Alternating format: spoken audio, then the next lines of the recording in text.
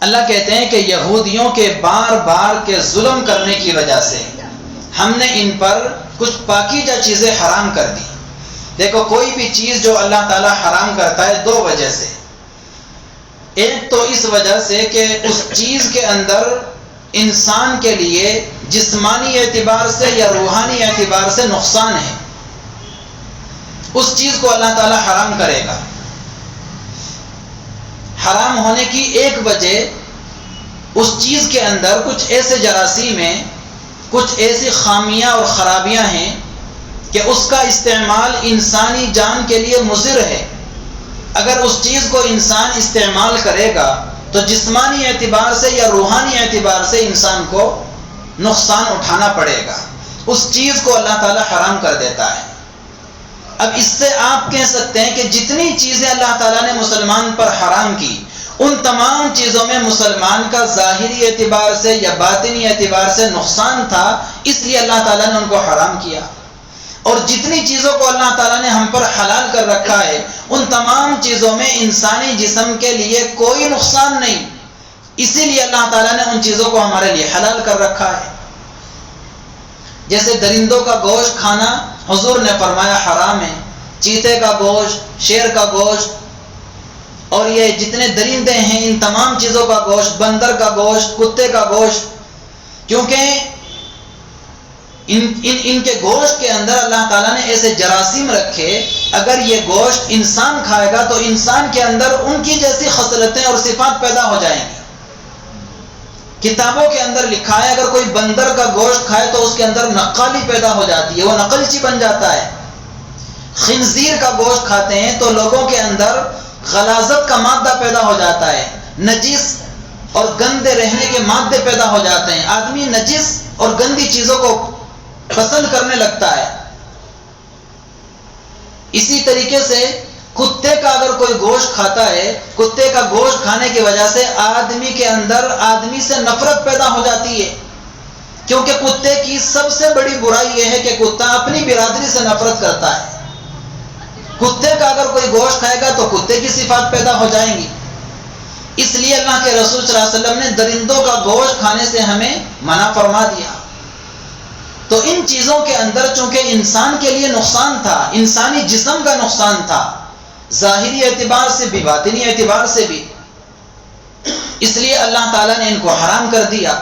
خنزیر کے گوشت کو اللہ تعالیٰ نے حرام قرار دیا کیونکہ غلیظ جانور، نجس اور گندا جانور، اتنا گندا جانور ہے، سارے جانوروں میں یہ تنہا جانور ہے خنزیر جو اپنی ماں کے ساتھ ہی زنا کرتا ہے، اور تنہا جانور ہے سارے جانوروں میں جو اپنا ہی پاخانہ خود کھا لیتا ہے.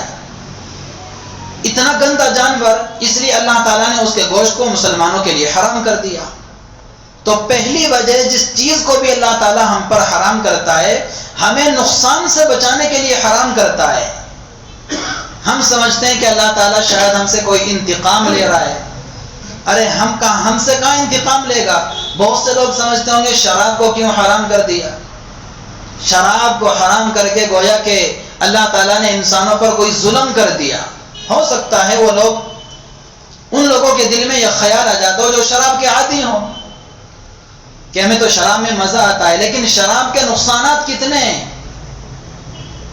کتابیں پڑھ کر دیکھو، میڈیکل کی کتابیں، پیٹ کی جتنی بیماریاں ہیں، بڑی بڑی بیماریاں شراب کی وجہ سے پیدا ہوتی ہیں. قلب کی، جگر کی، دل کی، گردے کی جتنی بیماریاں ہیں ساری شراب کی وجہ سے پیدا ہوتی ہیں. اور سب سے بڑی بیماری یہ ہے کہ آدمی شراب پینے کے بعد ان بیلنس ہو جاتا ہے، نہ ماں کا پتہ چلتا نہ بہن کا پتہ چلتا. یہ تو سب سے بڑی بیماری ہے، اس لیے اللہ تعالیٰ نے اس کو حرام کر دیا. تو جس چیز کے اندر بھی ہمارے لیے نقصان تھا اللہ تعالیٰ نے اس کو حرام کیا. اور کبھی کبھی کسی چیز کو اللہ تعالیٰ حرام کرتے ہیں بطور سزا کے، یعنی وہ چیز اپنی ذات کے لحاظ سے حرام نہیں ہوتی، حلال ہوتی ہے، لیکن سزا دینے کے لیے اللہ تعالیٰ اس چیز کو حرام کر دیتے ہیں. جیسے بنی اسرائیل پر، یہودیوں پر اللہ تعالیٰ نے کچھ چیزوں کو حرام کیا تھا ان کو سزا دینے کے لیے، کیونکہ بڑے ظالم تھے، بہت ظلم کیا انہوں نے. آسمانی کتابوں میں تحریف کر دی اور انبیاء علیہ السلام کے قتل کا سلسلہ شروع کر دیا. اللہ کی نافرمانی، اللہ کے رسولوں کی نافرمانی تو ان کی طبیعت ثانوی بن گئی تھی. تو بار بار مہلت دینے کی وجہ سے، پھر بار بار ظلم کرنے کی وجہ سے کچھ حلال چیزیں اللہ نے ان پر حرام کر دی. اس لیے نہیں کہ وہ چیزیں حرام تھی، اس وجہ سے تاکہ ان کو ذرا سبق دیا جائے، ان کو سزا دینے کے لیے. جیسے اللہ تعالیٰ نے سورہ انعام کے اندر آئے گا، پنجوں والے ناخن والے جانور یہودیوں پر حرام کر دیے تھے. ایسے ناخن والے جانور کہ جن کے پنجوں میں یہ چیرا نہیں ہوتا، چیرا کشادگی نہیں ہوتی. ناخن ہوتے ہیں لیکن یہ کشادگی نہیں ہوتی، نیچے سے پاؤں ان کے گول ہوتے ہیں. ایسے ناخن والے جانوروں کو اللہ تعالیٰ نے یہودیوں پر حرام کر دیا تھا. جیسے اونٹ کا پاؤں دیکھو، ناخن تو ہے لیکن بیچ میں چیرا نہیں ہے. شتر مرغ ہے، بطخ ہے، مرغابی ہے. اس طرح کے جتنے جانور تھے ناخن والے اور بغیر پنجوں والے، پنجے نہیں ہوتے، 5 انگلیاں نہیں ہوتی، ایسے تمام جانوروں کو اللہ تعالیٰ نے یہودیوں پر حرام کر دیا تھا. اسی طرح اونٹ کی چربی کو اللہ تعالیٰ نے ان پر حرام کر دیا تھا. حالانکہ یہ چیزیں ہماری شریعت میں ساری کی ساری حلال ہے. اور کچھ چیزیں ایسی تھی جن کو اللہ تعالیٰ نے ان پر حرام نہیں کیا تھا، بنی اسرائیل نے اور یہودیوں نے خود اپنی طرف سے اپنے اوپر حلال کر لیا تھا. مثلا اونٹ کا گوشت ہے، اللہ نے حرام نہیں کیا تھا، انہوں نے خود اپنے اوپر حرام کر رکھا تھا. ایسے ہی اونٹ کا دودھ ہے، اللہ نے حرام نہیں کیا تھا، انہوں نے خود اپنے اوپر حرام کر رکھا تھا. تو اللہ کہتے ہیں کہ ان کے ظلم کی وجہ سے ہم نے ان پر کچھ پاکیزہ چیزیں جو پہلے حلال تھی ان پر حرام کر دی. ایک جرم تو یہ تھا ظلم. یہاں سے پتہ چلتا ہے میرے عزیزو، ظلم کرنے کی وجہ سے اللہ تعالیٰ کبھی کبھی بہت سی نعمتوں سے انسان کو محروم کر دیتے ہیں. جیسے بنی اسرائیل کو ظلم کرنے کی وجہ سے اللہ تعالیٰ نے حلال چیزوں سے محروم کر دیا. قرآن کریم کا ایک انداز ہے، قرآن کریم جب بھی کوئی آیت لاتا ہے تو اس آیت کا مطلب صرف اتنا نہیں ہوتا کہ جن کے بارے میں وہ آیت نازل کی گئی. قرآن کریم کا معنی اور مراد بالکل عام ہوتے ہیں، سب کے لیے ہیں اور ہمیشہ کے لیے ہے. تو اس آیت کے ذیل میں علماء نے لکھا کہ ظلم ایک اتنا بڑا گناہ ہے جس کی وجہ سے اللہ تعالیٰ انسان کو حلال چیزوں سے محروم کر دیتا ہے. اسی لیے اللہ کے رسول صلی اللہ علیہ وسلم نے قسم کھا کر ارشاد فرمایا کہ 3 چیزیں ایسی ہیں جن کا بدلہ اللہ تعالیٰ دنیا ہی میں دیتا ہے.